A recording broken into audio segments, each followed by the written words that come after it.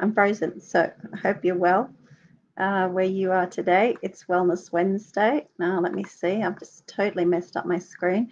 I was trying to do my lives via Zoom today and thought I had that figured out, but clearly not. So I'm back to old school, live via Facebook. So it's Wellness Wednesday, and I hope you're well. You can probably still hear my voice is a bit weird, so I'm not back to 110%. I'm probably 90%, just a bit blocked up in my sinuses. But I was very happy to be out walking and doing a little bit of jogging this week to get my body back feeling good again after spending a week in bed. And it's funny, when you spend a week in bed, you start to find aches and pains that you didn't have before. So I had a little bit of pain in my hip. So I was trying to stretch that and rub it, but it's more from just being actually sat in my bed with my legs out straight and my hip flexors were all tight. So I needed to sort that out. So yes, it is very good when you start to feel well again. And I was determined not to spend too much time with painkillers and let my body process everything naturally, which did work out reasonably well. So, um, gosh, it's the middle of May. I've just had a very joyful morning at my daughter's school, which was her mini sports day, fun and run. And she's in year one, and you see them running so hard with their little arms and their legs, and it's just very, very joyful to watch them and their faces. And it's such fun to see them having a laugh, some taking it quite seriously, some just having a giggle at the back and smiling as they're running down. And it was just beautiful. And in fact, I came home on my bicycle so because I've got some stuff I need to get done at home with work-wise, and but I could still hear the PA from my desk here. So I've been listening to the sports day from my desk, which has also been beautiful. So as we approach June, which is a step 6, it's about joy. So I'll be writing an article for Kittypedia this week about joy and how we can find joy in busy life as a parent. So I'm looking forward to that, and just to remind myself continually that there is joy to be found in little things all over, like the birds singing and the beautiful time of year that we're having, and being able to put a sweater on is just so joyful when you live in the tropics. So it's the small things.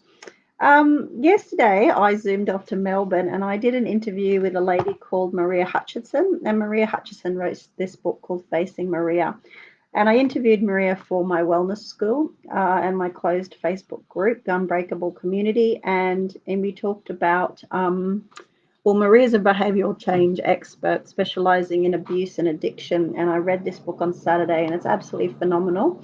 It's $12.95. I'll share the link at the end of this live. But basically, if you know anyone that's suffered with abuse, I highly, highly, highly recommend this book. It's a brilliant read. It's very helpful, very practical.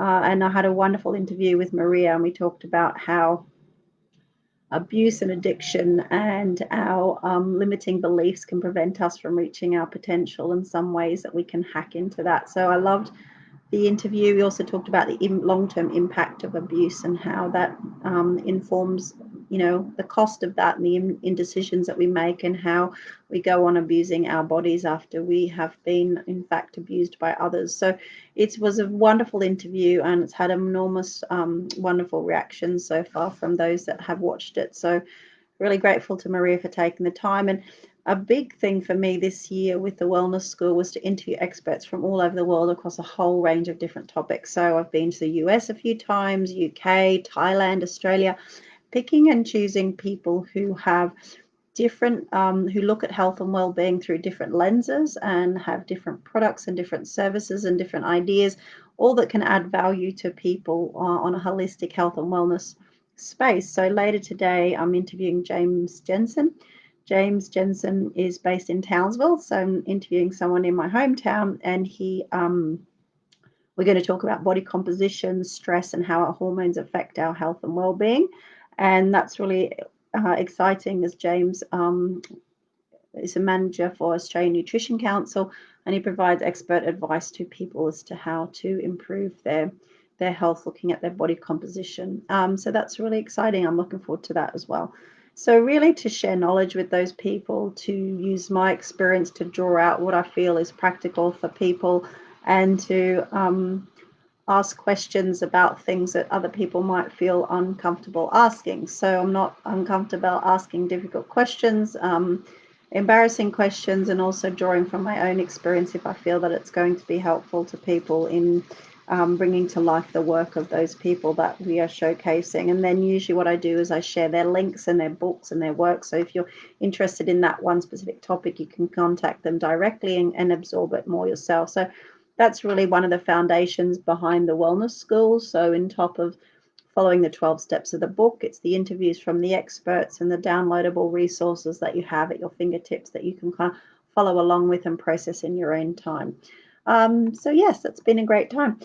So we've done 12 interviews now, and usually I post them in my closed group and inside the wellness school, and people have access to them. So that has been beautiful. So I'm not going to talk for too long because I do need to save my voice, but I do hope that you are well. I hope that May is, if you're mindful in May, it's still mindful May. I feel like May is almost over. I've lost a little bit of it, but still being mindful in May, mindful of your thoughts, your feelings, and drawing awareness to your day-to-day life, which is essentially what mindfulness is all about. And it's funny because there was a magazine the other day asking for some insights in how bird watching is good for mindfulness. So I think this year and last year you've heard me talk about the bird life around our house. So I had a lot to say on that specific topic myself. So I'll be interested to see if that information gets picked up. So thank you very much for watching. Have a great week. Take care of yourself, and I'll see you again real soon. Bye bye.